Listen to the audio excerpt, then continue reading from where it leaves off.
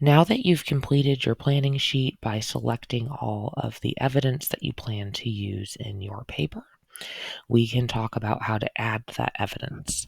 Now, just to review the requirements for evidence, you needed 2 direct quotes as evidence in each body paragraph, and you needed to make sure that you've used both sources at least once, which is why we had you take one tip from the first article and another tip from the second article when you did your planning sheet. We made that part of the instructions.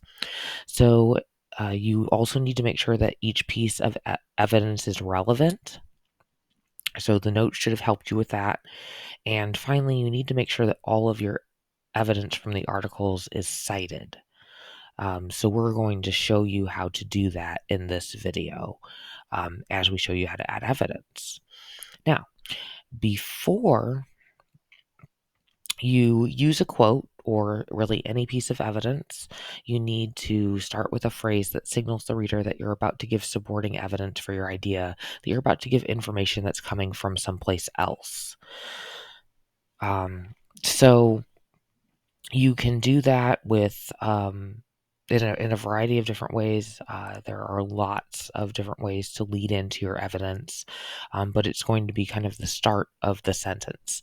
So you could say in the article it states, for example, one example that supports this idea is, you're going to want to note how the lead-in ends in a comma or a colon, kind of like you do dialogue in a narrative or a story. The lead-in is always going to be the first part of the sentence containing the evidence. It should not be a standalone sentence. And you also need to make sure that the lead-in is appropriate for the quote. So if you're saying, for example, you want to make sure that the quote is actually giving an example. Okay, so let's deal with that citation piece, because that's the last thing. So you have 2 options for citing evidence in text, but it isn't essential to do it if you want to avoid plagiarism.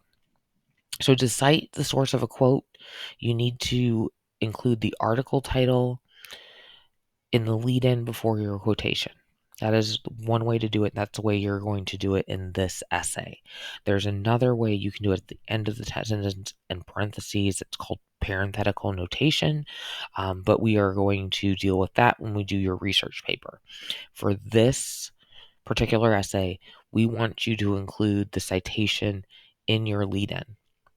So you want to, instead of using the lead-ins from the lead-in slide of the instructions, use lead-ins that actually include the article title. If we had an author's name, we would need the author's last name to properly cite the article.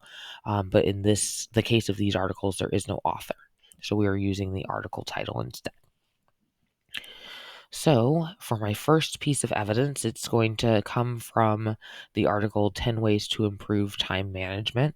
So, I could lead into it, I could introduce it by saying exactly what this says. The article 10 Ways to Improve Time Management for Students says, and then it has a colon. So, I'm going to go ahead and look for my first piece of evidence, evidence A, in my first body paragraph 1. And I'm just going to start with that exact lead in. I'm going to put the article 10 Ways to Improve Time Management for Students says. And you can do the same in your paper. Now I'm going to go to my planning sheet and I'm going to look at the 2 pieces of evidence that I've chosen. And I'm going to I just make sure that they're actually talking about eliminating distractions. Just double check that before I put them in my paper. And I'm going to think about which one I actually want to use first. So one of these, if I look at it, it's telling me what to do to eliminate distractions. And the other one is telling me why I want to do that.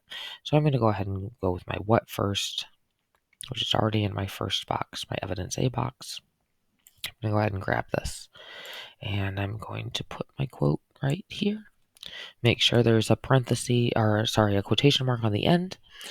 And now I have my first piece of evidence in.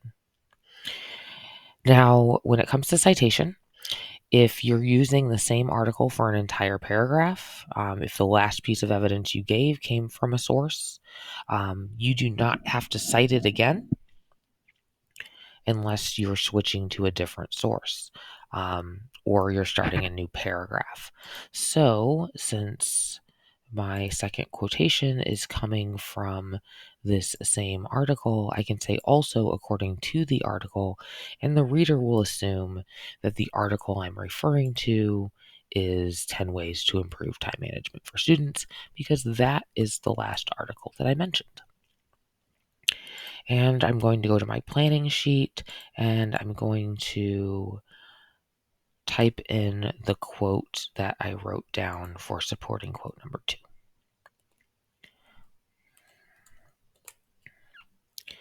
And now I have both pieces of evidence in my body paragraph 1 with citation and a lead-in. Now, if you go to body paragraph 2, I'm going to show you how to do that one as well. So this one is coming from a different article, so I'm going to have to use that other article title. So you could start off you could lead into evidence A by saying, in the article, Take Charge of Your Health, the author writes. And I'm just going to start like that. And I'm going to put a comma before my quote. And now I can go get my first quote.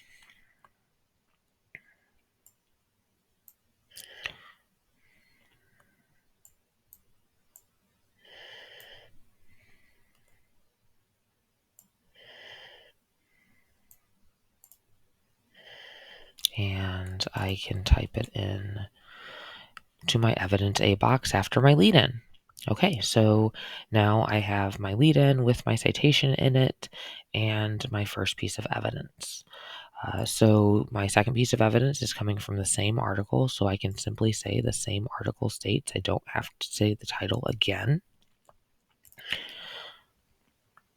And again, that's because I haven't used any evidence from any other articles, and it's in the same paragraph.